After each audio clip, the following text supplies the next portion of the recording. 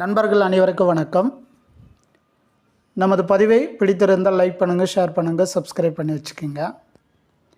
நண்பர்களே, ஜூன் மாதம் school open பண்ண போகிறாங்க. ஆனால் இருந்த போதிலும் ஸ்கூல் பிஜிடிஆர்பி அந்த வேக்கன்சிஸ் இருந்து கொண்டு தான் வருகிறது. இது மட்டும் இல்லாமல் ட்ரான்ஸ்ஃபர் ஆக போகிறாங்க. அதேமாதிரி பார்த்தோன்னா ப்ரமோஷன் நிறைய விஷயங்களால் இன்னும் காலி பணியிடங்கள் இருக்க தான் போகுது. இதற்காக அரசாங்கம் என்ன செய்ய போகுது அப்படின்னு சொல்லி நம்ம பார்க்கும்போது நிச்சயம் அவங்க தற்காலிக ஆசிரியர் பணியிடங்களை தான் போடுவாங்க. அதால் பிஜிடிஆர்பி தேர்வுக்கு தயாராகும் தேர்வர்கள் தயவுசெய்து இதை பயன்படுத்தி கொள்ளுங்கள், சரிங்களா? ஏன்னா ஸ்கூலுக்கு போகும்போது நம்ம இன்னும் சிலபஸ் எடுக்கும்போது கண்டிப்பாக நமக்கு அந்த எக்ஸாம் ப்ரிப்ரேஷனுக்கு கொஞ்சம் யூஸ்ஃபுல்லாக இருக்கும். அதே மாதிரி பார்த்திங்கன்னா பொருளாதாரத்துக்கும் கொஞ்சம் ஹெல்ப்ஃபுல்லாக இருக்கும், சரிங்களா? அதால் நீங்கள் தயவுசெய்து இந்த எலெக்ஷன் முடிஞ்சு கண்டிப்பாக மே மாதத்துக்குள்ளே பார்த்தோன்னா இந்த ஆசிரியர் கவுன்சிலிங் நடைபெற்று விட்டுருன்னு தான் நான் நினைக்கிறேன்.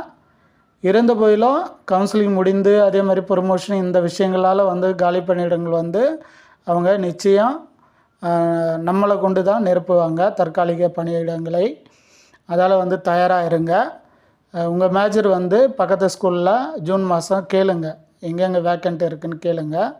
அது மாதிரி வேக்கண்ட் இருக்கும்போது போய்ட்டு ஜாயின் பண்ணிக்கிங்க. இது கண்டிப்பாக நமக்கு படிக்கிறதுக்கும் சரி பொருளாதாரத்துக்கும் சரி நமக்கு ரொம்ப ரொம்ப ஹெல்ப்ஃபுல்லாக இருக்கும் அப்படின்ற மாதிரி இந்த பதிவு மூலியமாக தெரிவித்துக் கொள்கிறேன். ஏன்னா இப்போ படிச்சுட்டு வருவீங்க, சிலர் பொருளாதாரத்தில் கொஞ்சம் பின்தங்கியிருப்பீங்க, சரிங்களா? இருந்த போதில் இதெல்லாம் சமாளிக்கணும்னா வரப்போகின்ற அந்த தற்காலிக ஆசிரியர் பணியிடங்களை கரெக்டாக பயன்படுத்திக்கிங்க. நமக்கு படித்த மாதிரி இருக்கும், பணம் வந்த மாதிரி இருக்கும் என்பதை இந்த பதிவு மூலியமாக தெரிவித்துக்கொண்டு அடுத்த ஒரு பதிவில் சந்திக்கிற நண்பர்களே, தயவுசெய்து நாளைக்கு தவறாமல் உங்கள் கடமையை ஆற்றுங்கள், சரிங்களா? யாரும் ஓட்டு போடாமல் மட்டும் இருந்துடாதீங்க.